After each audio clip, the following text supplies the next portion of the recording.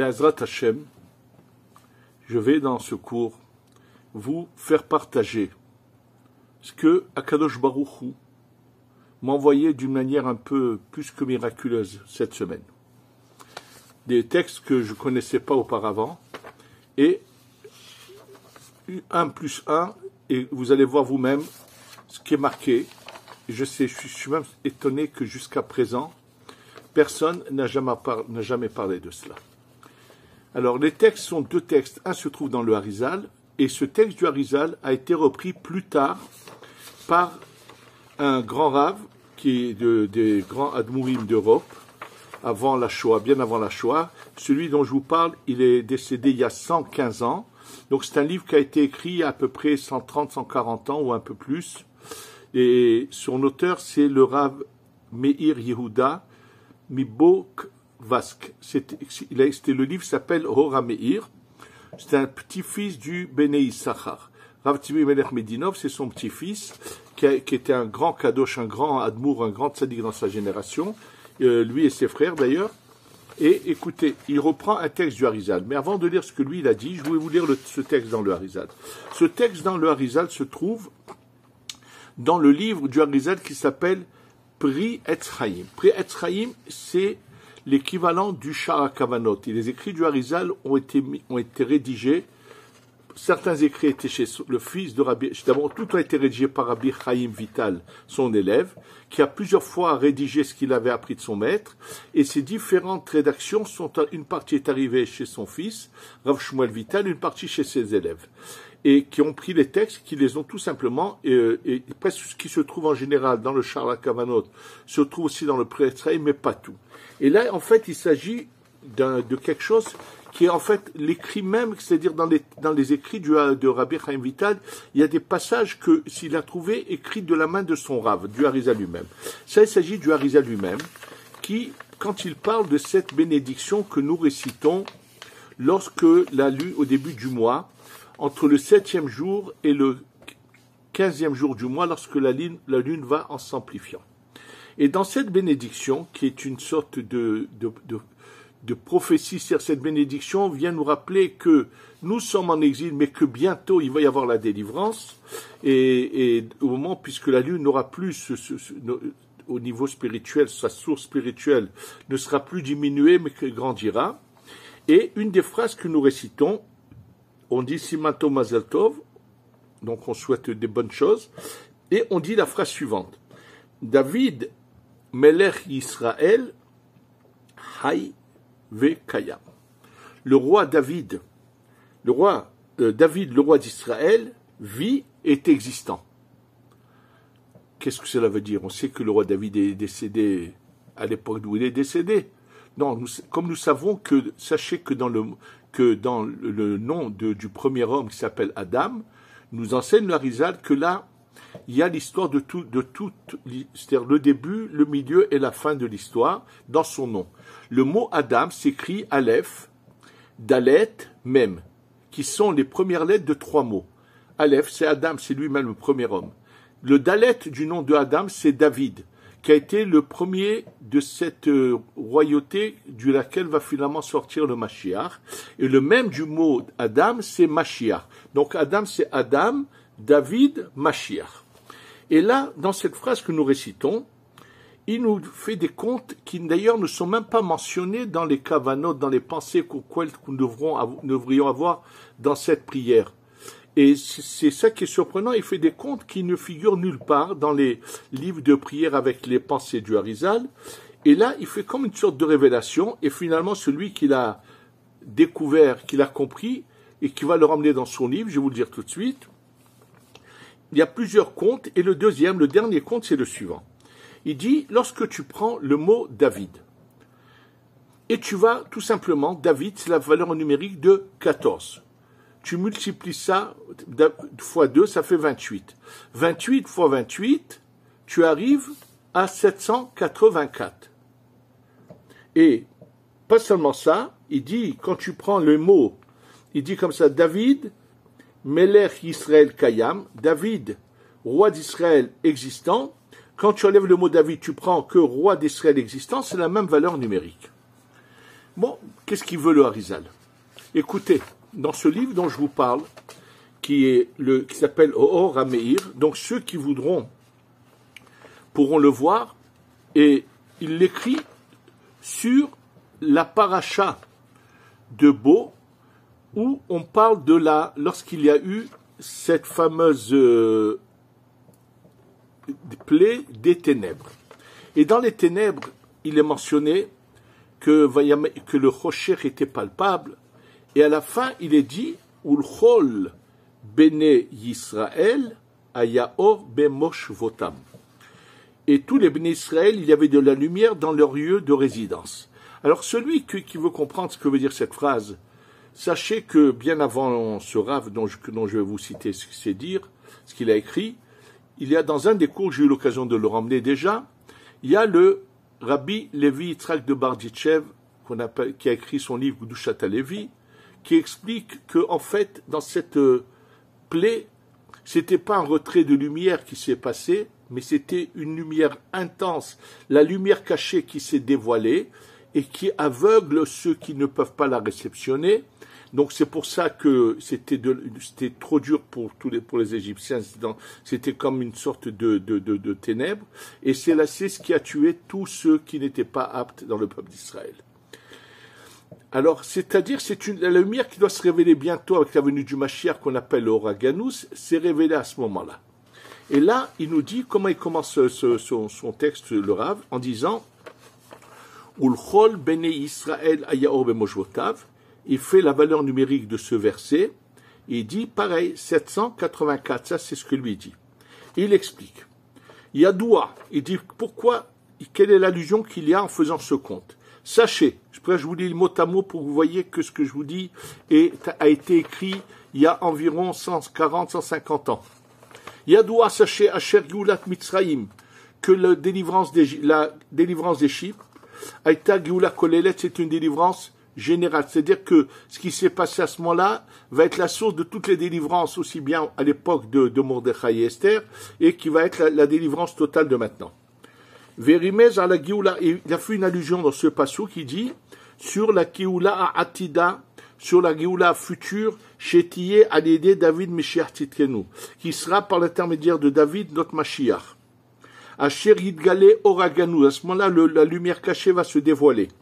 Comme c'est marqué dans le Pasuk, Ve'aretz Aïta Tovavu, la terre était Tohu Bohu, Ve'chosher al Pene Tehom, il y avait de l'obscurité sur l'ensemble de tout, qui fait une allusion, comme c'est marqué dans le Midrash, aux 4 exils. Et ensuite, c'est marqué Ruach Elohim melachefet al pene hamayim, le vent de Dieu était sur les eaux. Ça c'est le Ruach du Mashiach qui se révèle. Vayomer Elohim Or, Dieu a dit qu'il est de la lumière. Shidgale Orosh el Mashiach, qui veut dire que la lumière du Mashiach va se dévoiler. Il dit, c'est pour ça que dans le Rocher, c'est dévoilé de cette lumière qui va se dévoiler lorsque le Mashiach va venir. Et c'est pour ça que Bimé David Meshiach Titkenu, les Bemosh Votam, il dit le mot Bemosh Votam, donc lorsqu'ils seront dans leur installation, seront sur leur terre et tout, et la valeur numérique de ce mot Bemosh Votam, Tav Shin Pedalet, 784. Et là, il ramène les paroles du Harizal, qui dit que David multiplié par lui-même, David c'est 14, 2 fois 14 c'est 28, 28 fois 28, 784, et il dit Gam, Melech Israël Kayam, le mot Melech Israël Kayam, le roi d'Israël existe avec les mots, et c'est 784, comme c'est marqué dans les écrits du Harizal. Et à ce moment-là, qu'est-ce qui se passera? À ce moment-là, la lune remontera, ça veut dire la Shekhinah remontera à sa puissance. Sachez qu'en fait, comment j'ai eu ce que je vous transmets maintenant? Quelqu'un m'a envoyé le texte du Harizal concernant la lune. Dans le texte du Harizal, on voit des comptes et on ne comprend pas à quoi ça aboutit. Mais naturellement, j'ai compris qu'il y avait déjà ici une sorte de révélation. Et dans mon cours ici au Kollel, dans la chambre dans laquelle je me trouve, au moment où je montre à ceux qui viennent à ce cours de Kabbalah qui est donné ici dans ce bureau, un des Kollelman, qui est d'un certain âge, qui est d'origine de la Chassidou de Tzanz, qui est depuis des années avec nous au Kollel, rentre et me dit, dans tel livre, donc ce Ora Meir, il dit que dans les écrits du Harizal, c'est marqué 784, mais j'ai pas trouvé la source. Et moi, on m'avait envoyé juste la source avant, et je lui ai montré, et donc finalement, on a vu que lui, ce livre Ora Meir, qui a très bien compris, qui ramène les mots du Harizal, qui se trouve dans le Priya Etzraïm, ceux qui voudront le voir lorsqu'il parle de la Birkat Alevana, juste avant qu'il parle de Hanouka et Purim. Il a là-bas les explications de la bénédiction de la lune. Voilà ce qui est mentionné. On a devant nous quelque chose d'évident, que Baruch Hashem, je ne sais pas comment, vous pourrez tous le vérifier, le voir. Maintenant, ce que je veux vous dire, pourquoi ce compte de multiplier? Alors sachez que dans la Kabbalah, prendre un mot et le multiplier, c'est sa lumière qui se répand. Chaque fois qu'on multiplie quelque chose, qu'on prend le mot et qu'on l'amplifie en multipliant ou en le remplissant de lettres, c'est que sa lumière se répand. Et là, comme il y a 4 exils, regardez bien, on fait 14 fois 2, donc, et ensuite 28 fois 28, ça veut dire que la lumière va finalement se répandre de David de manière existante totalement, il n'y aura plus d'exil après le 4e exil dans lequel nous sommes. Et là, ils nous ont donné la date limite. Oui, sachez que là, on est devant des textes que je viens de vous lire qui sont la date limite. D'ailleurs, je voudrais également vous dire que, comme je vous l'ai déjà dit dans la paracha précédente, que dans la paracha de Noach, lorsque nous avons vu qu'il y avait des allusions à ces monstres qui s'appellent le Hamas, et qu'ils allaient être complètement anéantis, c'est clair, je vous ai fait un cours là-dessus, où je vous l'ai montré. Il faut que vous sachiez que, quand on lit une paracha, alors je vais expliquer à tout le monde que en une année, de Simchat Torah au prochain Simchat Torah, les 5 livres de la Torah sont départagés en 53 parachiotes, et nous les lisons toutes les semaines. Alors bien sûr, comme des fois il y a des années où il y a des fois les traites tombent Shabbat, donc on ne peut pas lire, c'est pour ça qu'il y a des années où on va lire 2 parachiotes ensemble, d'autres non. En tous les cas, sachez que chaque semaine quand nous lisons la paracha, il faut savoir que dans la paracha que nous lisons chaque semaine, comme la Torah vient de Dieu et qu'elle est infinie, on va trouver dans les événements que nous vivons, dans la paracha que nous lisons chaque semaine. Je voudrais pour cela vous raconter un témoignage qu'a eu ici Dieu à Yerushalayim. Juste après l'Holocauste, la Shoah, est arrivé à Yerushalayim le précédent Rabbi de Belz, qui est l'oncle de l'actuel Rabbi de Belz. Ce Rabbi de Belz qui était arrivé d'Europe, qui était connu pour sa sainteté, sa grandeur. Tout le monde sait qui était ce saint homme qui est venu à Yerushalayim, qui avait des visions, qui avait beaucoup de révélations. Un jour est venue le voir une femme avec son enfant. Elle lui dit, Rabbeinu Kvodarav, elle parle au Rabbi, et elle lui dit, son enfant, même en été, il est enrhumé comme si c'était l'hiver. Vous allez être surpris qu'est-ce que le Rabbi lui dit. Il appelle l'enfant, il lui dit, dis-moi, dans le Cheder où tu étudies, qu'est-ce que vous étudiez, quel paracha? Ils étudiaient les parachiotes qui sont lus en hiver.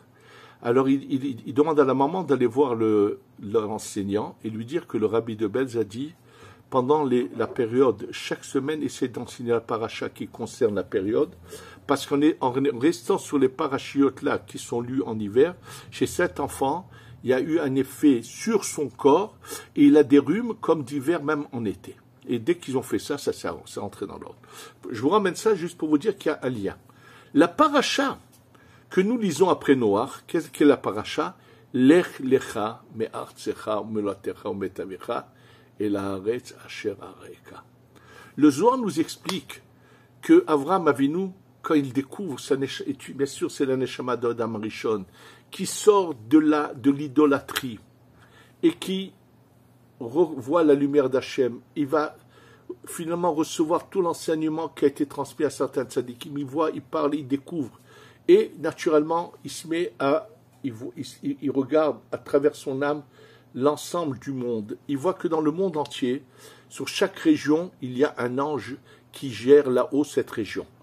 Et il y a un endroit où il n'arrive pas à voir ce qui se passe, c'est la terre d'Eretz Israël. Oui, elle n'a pas un ange qui la gère.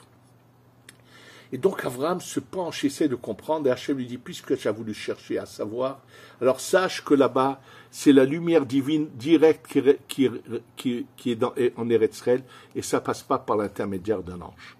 Donc, toi, maintenant, tu vas aller là-bas. Tu quittes la galoute, et tu vas en Eretz Israël. Oui. Et sachez que vous avez dans cette paracha une allusion claire, que, comme je viens de vous le lire, nous sommes dans l'année où nous sommes arrivés en fin de parcours. Cette date de 5784 a d'abord été écrite il y a 400 ans et transmis par le Harizal lui-même. C'est pas quelque chose qu'il a enseigné à son élève, c'est un écrit que Rabbi Chaim Vital a trouvé écrit de la main du Harizal lui-même, et qui apparemment n'a aucun lien avec la bracha quand nous lisons cette bénédiction pour le renouvellement de la lune. Il n'y a pas une pensée comme ça qui correspond à ce chiffre. Et il a donné, d'ailleurs il y a un conte aussi avant, et que personne n'a expliqué à quoi il fait allusion, mais il y a ce conte-là. Ensuite est venu ce grand tzaddik, qui est dans le livre Ora Meir, qui a trouvé la même chose, une allusion semblable dans la Torah, sur le pasuk Chol Bene Israël Bemoshvotam 784, et il explique les paroles du Harizal. Il explique que le mot David le représente et le mot Melech Israël Kayam, le roi d'Israël existant, c'est la même valeur numérique. Ça veut dire, et il dit clairement que ça sera la date butoir, la finalité où finalement il ne peut pas y avoir plus tard. Parce que bien sûr ça pouvait se passer avant. Mais là, il nous donne la limite où finalement la lumière se répand. Je vous ai expliqué que nous sommes dans un processus de retour du Ham Israël sur sa terre. Voyez qu'Hachem a envoyé ces paroles que j'ai lues, que je vous transmets, pour qu'on soit conscient que nous sommes en fin de parcours. Préparez les valises, oui, Be'ezrat Hashem, sachez que tous ceux qui en ont la possibilité maintenant, bien sûr ceux qui ont de quoi vivre, devraient se dépêcher de venir pour être là à l'accueil du Mashiach lorsque le Beth Amikdash descend. Absolument montrer à Hashem que nous voulons le Mashiach. Et pour cela, je voudrais vous rappeler deux choses. Lorsque Rabbi Chaim ben Attar, le Ora Chaim Akadosh, lorsqu'il était en Eretz Israël, il est venu, il a fait des parcours de son époque qui n'étaient pas évidents. Du Maroc en Algérie, d'Algérie en Italie, où il passe 6 mois, où il arrive à convaincre une centaine de familles de jeunes à cette époque de quitter l'Italie en bateau pour venir s'installer à 300 ans ici en Eretz Israël. Et on va lui révéler le combat qu'il mène parce qu'il doit se dévoiler comme le Mashiach. Malheureusement, on n'a pas eu cette chance. Et il le décrit clairement que c'était lui et un autre Rabbi Chaim Aboul Afia, qui a été celui qui, à l'âge de 80 ans, est venu de Turquie pour reconstruire, refaire naître la communauté juive de Tibériade. Il n'y avait plus un seul juif à Tibériade. C'est Rabbi Chaim Aboul Afia. Les deux étaient des âmes du Mashiach qui devaient se dévoiler. Et finalement, le Ora Chaim Akadosh a dit, si j'avais réussi à convaincre plus de monde venir avec moi, j'aurais pu me dévoiler en tant que Mashiach. Et ce qu'il a dit il n'y a pas très longtemps, le Chafetz Chaim. Je voudrais vous rappeler les paroles du Chafetz Chaim que j'ai eu déjà l'occasion de vous dire. À l'époque du Chafetz Chaim, il y avait dans une des communautés importantes en Europe, dans laquelle il y avait à peu près 30 000 juifs, le rav de cette communauté est décédé. Et donc, c'était une communauté de gens pratiquants, de gens érudits. C'était une communauté qui avait été préservée du vent de l'émancipation, qui était restée une bonne communauté. En tout cas, il y avait 30 000 juifs, de bons juifs, qui étaient dans cette communauté. Et c'était un peu avant le Chafetz Chaim, cette histoire. Et donc, ils ont cherché un rave. Et ils ont mis leurs yeux sur un rave qui était dans une autre communauté plus petite, et qui était vraiment un personnage très, très grand, de grande valeur. Ils ont envoyé une délégation pour lui demander de venir. Le Rav refuse. On lui renvoie une délégation, il refuse. Finalement, il y en a un qui leur dit, venez, je vais aller moi, je vais lui parler. Il vient avec une délégation. Il lui dit, Rabbeinu, il y a 30 000 juifs qui t'attendent. Et quand le Rav entend qu'il y a 30 000 juifs qui l'attendent, alors il n'arrive pas à refuser. Il dit, d'accord, je viens. Quand ces paroles sont arrivées aux oreilles du Chafetz Chaim, il a dit, s'il y avait dans le monde 30 000 juifs qui voudraient la Géoula, qui voudraient la délivrance, elle serait déjà là. C'est les paroles du Chafetz Chaim. S'il y avait dans le monde 30 000 juifs qui veulent la délivrance, oui, qui n'en sont pas dans leur projet et en penser qu'est-ce qu'ils vont faire dans 5 ans et dans 10 ans, comme si qu'il ne va pas se passer la Géoula. C'est ce qu'a dit le Chafetz Chaim. Je voudrais vous rappeler que ce qui a été marqué dans l'invitation écrite de la main de Rabbi Levi Yitzhak de Berditchev lorsqu'il devait marier un de ses enfants, garçon ou fille, je ne me souviens pas. Et là, il a marqué comment il a écrit l'invitation. Voilà, à telle date va se passer le mariage de son enfant. Et où est-ce qu'il a marqué? À Yerushalayim, en face le Beth Amikdash. Ensuite, il a écrit, mais si entre-temps, le Beth Amikdash n'a pas été construit, on n'a pas encore été délivré, alors ça se passera à Berditchev. Oui.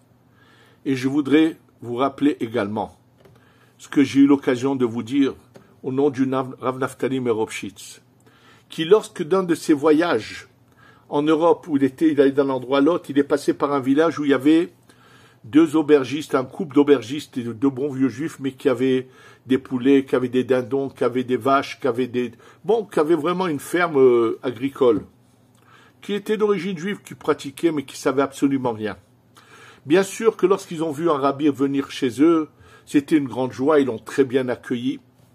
Et bien sûr, ils lui ont donné une chambre convenable, ils l'ont accueilli vraiment d'une manière très honorable. Et là, pendant la nuit, le mari de celui qui a cette ferme entend des pleurs. Il se lève, il se dépêche d'aller voir d'où viennent ces pleurs. Il entend que c'est la chambre où se trouve le Rav.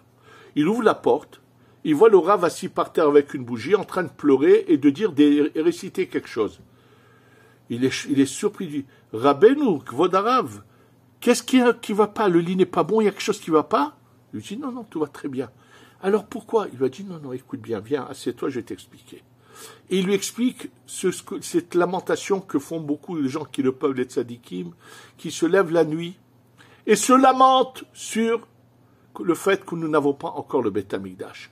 Il lui explique qu'on se lamente parce qu'on espère qu'à tout instant, le Mashiach vienne et qu'on aura de nouveau le Beth Amikdash. Pour lui, c'est une nouveauté. Je vous le dis très rapidement, il va chez sa femme, il lui raconte, et sa femme qui lui dit, mais si on doit partir en Eretz Israël, mais qu'est-ce qu'on va faire avec nos vaches et nos bœufs? Il revient chez le Rav lui dit, ne t'en fais pas, le Mashiach se souciera de vous donner en Eretz Israël des bœufs et des vaches. Il va le dire à sa femme, après il lui dit, et les dindons? Il revient chez le Rav dit, ne te soucie pas. Et à la fin, la femme, elle lui dit, va dire au Rav, de dire au Mashiach de venir ici, on est bien ici avec nos vaches, nos dindons et nos poulets. Quand il a entendu ça, il a dit, je comprends pourquoi le Mashiach n'est pas encore là. Il faut qu'on sache, je vous le dis, voilà, c'est marqué noir sur blanc que nous sommes, de toutes les façons, tous les événements le prouvent, nous sommes en fin de parcours. C'est imminent.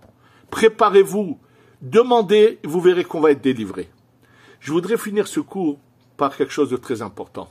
Nous avons eu un malheur terrible, qui jusqu'à présent, on en pleure. Et jusqu'à présent, on entend encore constamment des choses terribles. Sachez qu'on vient de me montrer également dans un livre qui est du Harizal, qui s'appelle le Likutei Torah. Du Harizal, pas celui du Baal Hatanya. Il y a aussi un livre qui s'appelle Likutei Torah du Baal Hatanya, mais c'est celui du Harizal. Dans Parashat Shoftim. Et là, le Harizal ramène le Midrash, qu'au moment de la destruction du temple, lorsque les anges demandent à Kadosh Baruch Hu, Ribono Shel Olam, c'est marqué dans la Torah qu'on ne doit pas le même jour abattre la vache et son veau. On doit couvrir le sang. Et encore une troisième chose, on lui demande de comment c'est possible, qu'on doit pas, bref, plusieurs choses. Et là, Kadosh Baruch Hu, qu'est-ce qu'il répond? Il dit, comment toi, tu as laissé qu'on tue des parents avec leurs enfants en même temps? Comment se fait-il que leur sang n'a pas été couvert? Comment se fait-il qu'on a pillé leur maison? Qu'est-ce qu'il répond à Kadosh Baruch Hu? Écoutez bien. Il leur répond, il ramène ça sur un pasouk, d'ivrei rivot b'sha'arecha. Par le fait que vous étiez en bagarre et il manquait la paix entre vous, ça a causé tout cela. Ça veut dire que lorsqu'il y a il n'y a pas d'entente dans le peuple d'Israël, ça donne la force au mal d'agir. Et il lui dit, comment tu vas réparer cela? Tu vas te lever, tu vas aller à l'endroit que Yerushalayim, la ville qui unit, vous allez tous aller à Yerushalayim, vous unir, et par cela vous serez délivrés. Malheureusement, on était dans une phase terrible. Je plains ces gens comme le maire de Tel Aviv, ce voyou qui a voulu empêcher le soir de Kippour, j'espère qu'il a fait peut-être tchouva, alors il serait peut-être plus un voyou, qui a empêché le soir de Kippour qu'un office soit fait dans les rues de Dizengoff à Tel Aviv, qui a ensuite voulu empêcher autour de Simchat Torah, des gens qui n'ont jamais existé de se battre contre le judaïsme alors qu'ils sont d'origine juive, ils sont des juifs, comment ils peuvent agir comme ça? Oui, et toutes les manifestations de toute cette gauche qui ne voulait pas s'arrêter de manifester contre le gouvernement, par haine d'une manière terrible. Malheureusement, il y en a qui ont fait tchouva, mais malheureusement, il y en a qui n'ont pas encore fait tchouva. Aujourd'hui même, dans mon bureau, est venu me voir quelqu'un qui m'a dit, depuis 15 ans, je travaille avec un tel monsieur dans le business. Et il m'a dit, il s'arrête pas ces derniers temps quand on parle, on n'a jamais parlé de politique, on parle que de... Il m'a dit, il s'arrête pas de parler d'une manière vulgaire, mauvaise, haineuse contre le Premier ministre Binyamin Netanyahou. Il a dit chaque fois, je lui ai dit, dis-moi, tu parles de Binyamin Netanyahou qui a été élu de manière démocratique, cette haine, il a trouvé un mur en face de lui, ils ont juste décidé que c'est fini, parlons plus de politique que d'argent. Malheureusement, ceux qui n'ont pas encore compris cela, que nous devons être unis. Face qu'Hachem, que tous fassent teshuva, et que c'est fini, qu'il n'y ait que une union entre nous, de l'amour gratuit, de l'amour d'un du prochain, de s'entraider, être unis, que comme ça, ce que je vous ai lu va se réaliser, parce que l'année elle est longue, que ça se réalise tout de suite. Hachem va finir d'anéantir le Hamas, oui. Celui qui vient après, ça sera, bien sûr, le Hezbollah va être aussi anéanti. Hachem va tous les anéantir, nos ennemis. Bien sûr que l'Iran aussi va payer. Et Poutine aussi va payer. Tous ceux qui ont... Maintenant, c'est le vrai test. Quand va venir le Mashiach, on va leur dire à tous, vous avez agi comment? En France, vous avez toute cette sale race qui est en France, qui cherche à vous faire du mal également. J'ai vu alors qu'il y a des preuves évidentes qu'Israël n'a pas touché cet hôpital, que c'est un missile qui est tombé sur l'hôpital de chez eux. Et ils cherchent à diffuser du mensonge, de la haine. Le Mashiach leur dira à tous, vous avez été haineux, vous avez haï le peuple juif que Hachem a choisi comme peuple. Vous allez tous payer. Nous sommes en fin de parcours. Nous arrivons devant la Géoula. Préparez-vous. Et tous ceux qui voulaient nous faire du mal ou qui veulent nous faire du mal, qu'ils sachent que c'est leur fin et que Kadosh Baruch Hu va les anéantir et que ceux qui auront compris au contraire, qui sont venus nous soutenir et montrer leur amour et leur aide, seront récompensés. Kadosh Baruch Hu récompensera. Face qu'on se réveille tous, on fait tous chouva, on s'unit tous et on accueille très vite le Mashiach très bientôt. Amen ve Amen.